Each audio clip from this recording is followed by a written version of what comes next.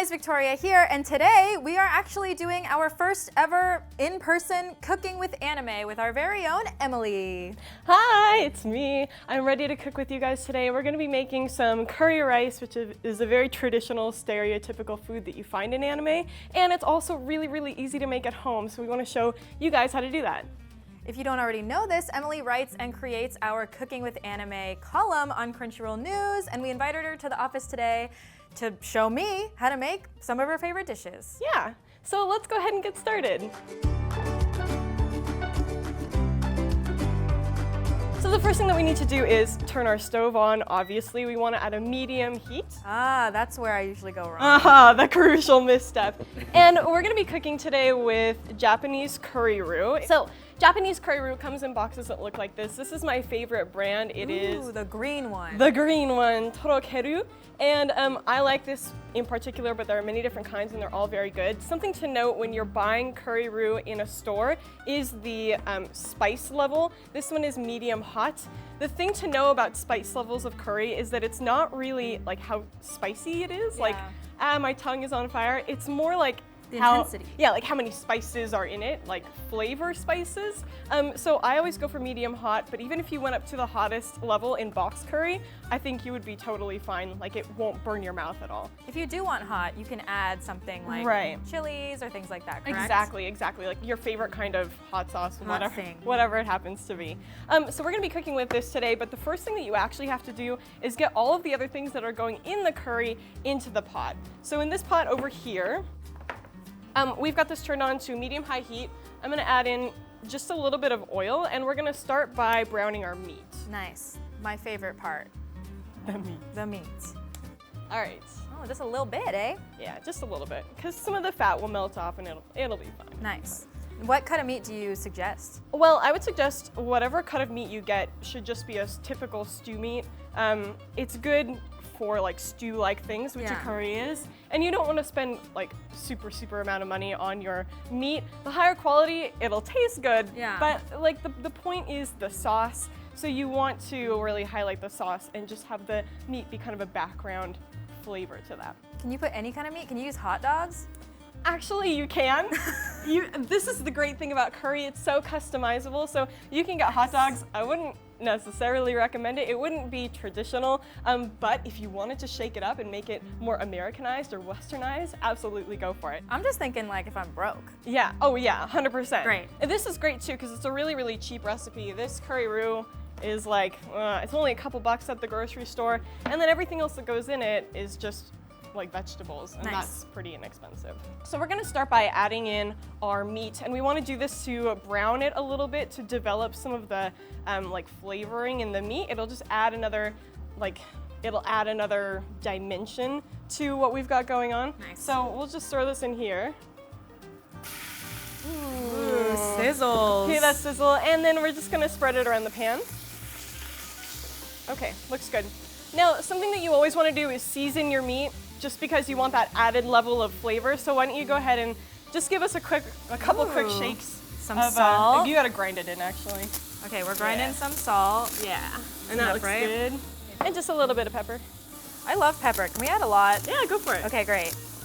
I'm like the girl more that the takes merrier. the top off the pepper at restaurants and just mountains Dumps it it. in. Girl, whatever works for you. So we're just gonna let this brown, give it like a minute or two per side. It smells good. Now we just have to wait for it to It brown. smells peppery. Good. You know, I never really saw a purpose for pepper until I was making the bamboo gratin. I don't know if you saw that recipe. I was making a bamboo gratin. But gratin with pepper is So good, and I was eating it, and I was like, this needs pepper. And that was the first time ever in my life where I thought, this really needs pepper. Wow. And I learned a lesson that day about pepper. I don't really know what it I was. really like white pepper. Oh, really? Does that have like a more good. subtle flavor? Yeah, and it has a little bit of a like sort of lemongrassy like tang to it. It's really good. Yeah. Okay, so this is looking good. I'm just gonna mix it up a little bit. At this point, the beef is looking good, nicely browned. It's still a little bit red in the middle, which is totally fine. And we're gonna go ahead and add in the vegetables. So, All at once? Yeah, all at once. Just a massive dump of vegetables. Here we go. What do you got in there? I have got, going in the pot right now, onion, diced potato, and diced carrot. So we're just gonna throw that in and let that chill out for a couple of minutes. And as we let that chill out, the onion will cook a little bit and get all translucent, and then we'll know that it's ready to move on to the next step. The point of this step is just to get the onion to melt down a little bit and to get the vegetables starting to cook, so that when we add in the water, they'll cook the rest of the way like that. Nice. So if you look carefully, the onions have become translucent. Oh. Can you see that? They're I can't see them, they're completely see-through. Oh my gosh, they've disappeared. That's how you know it's time to move on to the next step. So since our onions are translucent, we're gonna go ahead and add in the water. You actually have to finish cooking the vegetables before you can add the curry roux in. So we've got a big bowl of water here. Thank you, Victoria. You're welcome, I'm helping. I'm cooking. Well, you're doing such a great job. And we're gonna go ahead and add it in. Woo! More gently maybe than I did. How much water was that, by the way? That was 6 cups of water as per the package instructions. You want to, like, for the most part, follow the package instructions as they indicate. Of course, we're gonna show you a little bit later how to deviate from that slightly and make your own best, like living your best life kind of curry. Ooh, what's that? You're gonna find Oh, out. okay, Top great. secret. So now we just need to let this cook about 10 minutes or so. So it'll be done when the potatoes and the carrots, when you put a fork in, should go in very cleanly, and then we'll be ready to move on to the next step. Nice. Do you put a cover on it at this point or no? Well, some people put covers on it. I actually don't. I like to let it come up to a boil and then skim off any scum that rises to the top before letting it cook for the 10 minutes. Scum? Yeah, I know, tasty, right? And then do you use this for your scum? I do use it for my scum. Great. Thank you. Scum's wish. Yes, oh, yeah. Nice bringing it back. Anime ref. Well done. On the Anime Cooking Show. Can you tell us a little bit about how you were inspired to create the Cooking with Anime series on Crunchyroll? Yeah, absolutely. You know, food and anime looks so good, and I would look at pictures and just be like, oh, I really want to eat that. So I decided that I was going to find recipes from anime that I loved and try to recreate them in real life. And people were always like, are you sure you're not going to run out of recipes? Because you would think that it would be difficult to kind of come up with stuff. Yeah. But I've been going strong. A year passed, and then Crunchyroll came to me and asked if I would take what I do basically onto the Crunchyroll platform, and here I am today, I think 2 years later, so this is like 3 years for me. Cooking in our office. Yeah. Nice. Who would have thought? Who would have thought? How do you find the recipes when you find a dish in anime? That's a great question. I watch a lot of anime. I like it because it forces me to watch anime. So I watch a lot of anime, and that's pretty much it. What's your favorite dish you've ever made from an anime? Ooh, that is a difficult question. And I think it changes based on like how hungry I am, you know? I think a really good one though is the curry bun from Restaurant to Another World. Ooh. Yeah, it was really shockingly good. I put them out at a party and they were gone like that. Wow, I was gonna say, do you ever like remake the dishes like for your own? Because you want to eat them? You know, that's a great question. I have a list of things that I definitely would make again, and then a list of things that I definitely would not ever make again. Oh my god, wait. What would you definitely not ever make again? Well, I don't know if you've heard of this show called Food Wars. I've heard of it. The food from that show is great, normally, but there are quite a few recipes that are not worth remaking again. For example, the salmon coulibiac, that I would never make again, ever in my life. It cost me like $150, something like that. Wow. It was so expensive, and it didn't even taste that good. I was so disappointed. Turns out you can't really plug in a ton of camera equipment, lights, and cooking equipment, so the power died, but we're back. We're back, and we're ready to keep going. It's time to skim scum. It's time to skim scum. So if you take a look in the pot, you see a bunch of little bubbles have risen to the top, and they look a little bit unappetizing. And that looks gross. Right, it's because they are unappetizing. I'm not 100% sure what scum is. I just know that you're supposed to take it off. So you just take a little strainer like this, or even a paper towel would work, and you just run it along the top, like so, to get off any of that weird bubbly stuff. And if you get a few pieces of like onion, it's no big deal. I've heard that it's like the impurities and the fat and just the extra gunk in the meat. Yeah, that's what I've heard too. Yeah. But I don't have a particular... I don't know if that's right or true, but that's what it is. It's gross, so we're getting rid of it. So we're taking it off. And this happens if you boil any kind of meat, so it's like totally and completely normal. Sometimes I get comments of people who are like, this is filthy, what you're doing is wrong. And I'm like, no, it's not, I promise. It's great. Yeah. Okay, that looks pretty good. We'll put that like that. And now we're gonna put the lid on, bring it to a boil. All right, guys, it's been about 10 minutes or so, and I think this is ready. So in order to test, we just take the lid off, bring up a potato. Let's see if we can get one. Come here, Potato little potato. fishing. And then just stab, and that went through nice and clean, so it's ready to go. Ready, what do we do now? Yeah, so now we take the curry roux, which I highlighted for you before, and we're going to break it up into whole pieces. Yeah, we're gonna actually do 2 because we're making a whole package. Okay. So can you break that into cubes for me, please? Yes. Ooh, it kind of melts onto your hand. Yeah, so so you just drop it in, break it into pieces, drop it in. Looks good. And then we're gonna lower the heat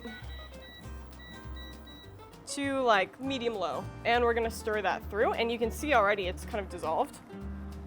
Yeah. Quick. Super fast. Ooh. So once you hit this point, you are like almost there. Like this is, we are Basically rounding curry. home base. This is curry right now.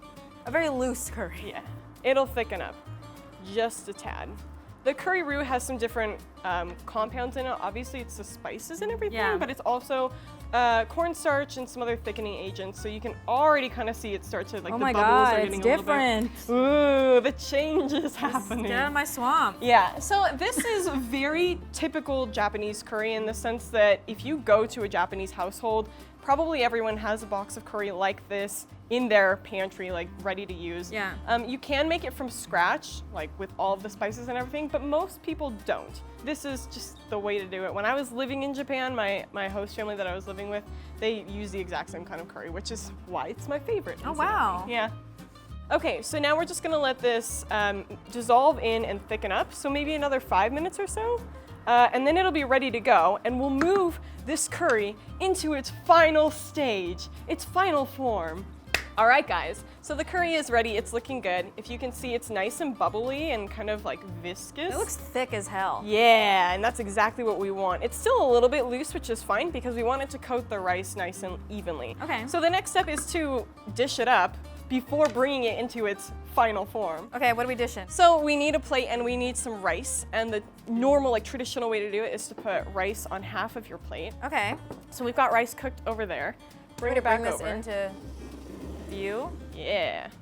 If you had to choose rice or bread, and you could only have one for the rest of your life, what would it be? Oh. Gotcha. Oh. Is it, like, what kind of bread is it? Just bread in general. Just any kind of bread. Yeah, versus just no bread rice. allowed anymore. For me, it's a no-brainer. I would definitely choose rice. Yeah. I think I would go with bread because, I mean, again, sorry to bring it back up, but a nice crusty loaf of bread with butter. Gross. Oh, just kills me. Not great. So good, so good. I'm so good at being on a cooking show. I'm like, gross. Sounds bad. Not delicious. Not at all. good. But look at this expert. This is gorgeous. Like, can we put this under the undercam? yeah. Like, look at that. Perfectly Hey. in half, exactly the way we want it. So the next step now is to dish it up. You need some I've got ladle. a ladle over there. You need some ladle. We need some. See you ladle. Some ladle. Okay. That's how my little cousin talks. Oh, really? Very cute. See a ladle? Yeah. See you ladle. That's so cute.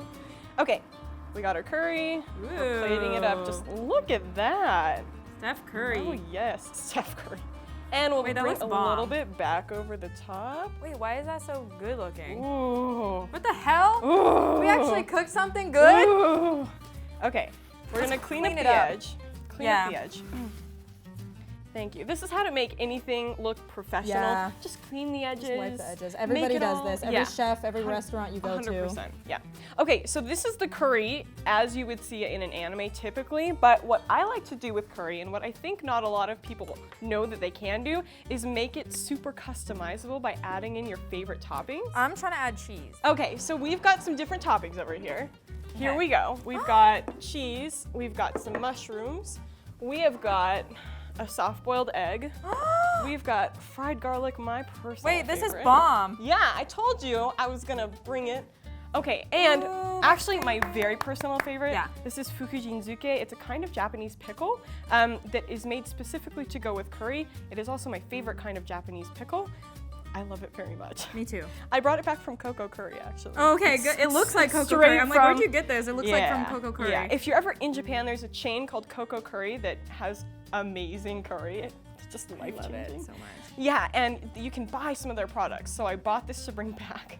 And I was gonna eat it for myself. And then everyone was like, oh, we should make curry. And I was like, well, if we're making curry, we gotta go all the way. I'm so happy. Yes, so we are now gonna customize our delicious curry with whatever we want. Okay. Is Um, that one mine? Yeah, make that one for yourself. Okay. So add whatever you like to it. Okay. I have chopsticks over there. Oh, okay. Cooking chopsticks if you want to use them. All right. And I'll go ahead and make myself a plate. All right, well, I'm definitely gonna add these little guys. Yes. Just on the side here. They're so good. I always add like way too many. And people like stare at me. There's never too many Okay. when it comes to Add the that. pickles. I'm gonna add cheese. I'm just gonna grab Go in it. with your hands. I love cheese and curry. This is something that I think not a lot of people know that they can do. Putting cheese on curry, it doesn't seem like it would go together, but it actually works so well. It gets a little bit melty, and that creaminess goes really nicely with the spices. Yeah, cheese and everything really. True, true. All right, I added cheese, fried garlic, and the pickles for mine. Awesome. Okay, I'm gonna go in and get some rice. Oh, rice. I'm gonna dish myself up. You go ahead and take your plate out of the way. Bye. Bye, see you later. Okay, so I like everything. I'm gonna go hard on the cheese, because Nice. cheese is great. Lots and lots of cheese. Nice. Yes, looks good. I like mushrooms. I Okay. think they add a little bit, and if you are vegetarian or vegan, this is a great substitute. Don't put the meat in, just cook the mushrooms on the side and add them in, and you will be living in heaven. There you go. Oh, you really like mushrooms. Yeah, pile it on. I particularly like this garlic action. It adds a nice like crunchiness to it, which is delicious. So, this, you know, just A lot. You like a just- lot of everything. There's Oh, more yeah. toppings than Oh, yeah. curry at this point. Oh yeah. Okay, I'm gonna go for the soft-boiled egg, so I'll just put that right on the top. See, I would have taken it, but you know, there was only one. I wanted you to have it. Thank you. Yeah. So kind, so sharing, so giving. Okay, and we'll go ahead and add in the pickles, which are my favorite. So good. Just pile them on. I was just eating them out of that little thing before we started shooting. Were you really? Yeah. Oh yeah. Oh, yes, that's the way to do it, though, 100%. honestly. Okay, and that's it. All done. We have to taste it. We have to try it. We do. In Okay. true cooking show This fashion. is what it looks like. All right, so we're ready to dig in. This is it. This is the curry in its final form with all of our favorite toppings. This is the way to do it if you cook it at home. This is my favorite part. Make sure you load it up with all the good stuff. All right, let's dig in. Okay, you try it first. Okay. Oh, you mashed him. Oh, yeah. Oh, he's look at- jammy. Oh, look at that. Oh, beautiful. my Oh, I God. can't. I cannot even. I cannot odd. Okay.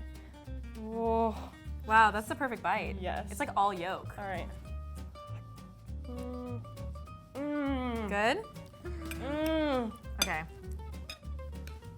I only tell the truth on this YouTube channel, so This is good. This was really let's good. see what happens. Oh, It was a big ass bite. yeah, go for it. Do you love it? It's so good. Right. I'm so happy. I just want just a little bit. It's so cheesy. The cheese gets all melty. Wait, what the heck? This is hella yummy. This was delicious. Thank you so much, Emily. Where can Yeah. the people at home see more of your videos and your work and your column? Right, well, if you want to check out my column, it comes out on Crunchyroll in the news tab every Friday at 8 a.m.